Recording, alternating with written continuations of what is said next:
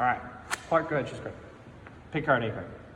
Go ahead, show everyone, don't show me, except it actually doesn't matter that much. Yeah, definitely show the camera. 3 of clubs, good choice. Now, the 3s have always been a little bit salty, right? Because they're third place, and everyone hates being third place. So the 3s, they get shuffled around, mixed around. And they're always wanting to rise to the top. They always want to prove themselves, so they have to rise all the way to the top, which that's fine. But if you're a 3 and you're trying to prove yourself, you have to do it a lot of times, right? So we'll leave the 3 on top just like this.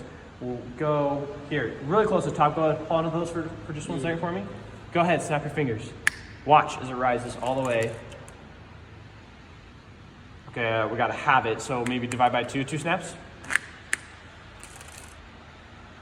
Not the best snap. That's okay, I can fix it. If I snap, it does rise to the top, but actually it rises to the top a little bit more creatively all the way over there instead.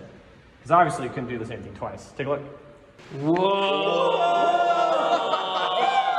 That's fine, but if you're a 3 and you're trying to prove yourself, you have to do a lot of times. So we'll keep the 3 on top just like that. In fact, we'll go 1, 2, 3. Put it super close to the top. Isaac, help it out. You're gonna push in, but watch closely. So you're gonna go from there to there. Give me the last one I touch him. Go ahead.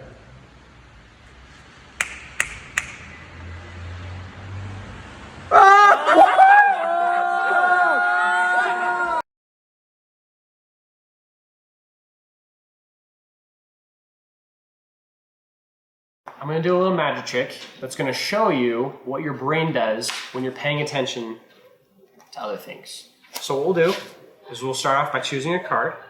Let's say this one right here, 8 of hearts.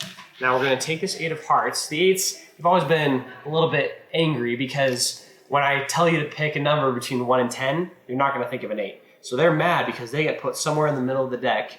They get shuffled around, and they always rise all the way back to the top of the deck. Which, that's fine, but if you're an 8 and you're trying to prove yourself a lot, you have to do it a lot of times, right? So we'll leave the 8 on top just like that, put it somewhat close to the deck to watch. Even with fewer cards, we snap.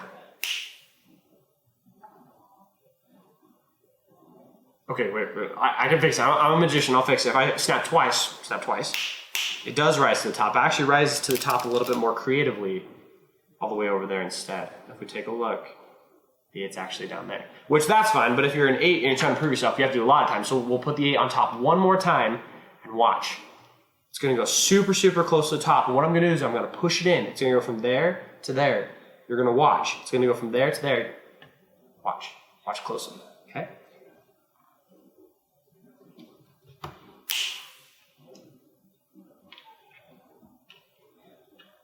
Now, some of you might have seen me put it into my mouth. I bet a couple of you didn't though. I'm gonna show you how this is done because this is what happens with your brain. You're conditioned to only watch the things that are most obvious. You're hooked on it.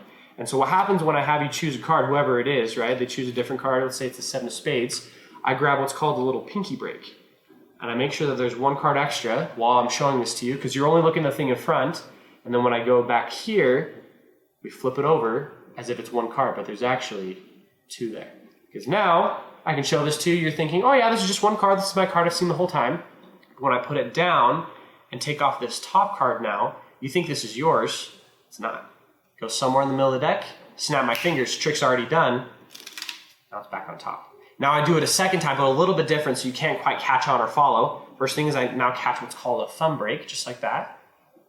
I flip this over, push it up, and while I'm doing that, there's now an extra card sitting here behind this one. So when I pull it all together, it looks like the top card is going to be your card going in here, but it's not. It goes in here, trick's already over once again. We put it somewhere over there, I slide it in the middle of the deck, snap, it's already all the way over here. And we'll do this 1 more time, same exact thing. We'll do a little thumb break, just like that. We'll pick this whole thing up, I turn, I show it to you, real nice and slow. There's your 7 right there, but of course I have that extra card sitting right there.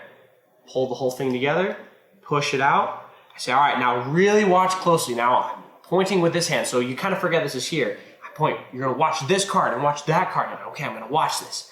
That's all I do.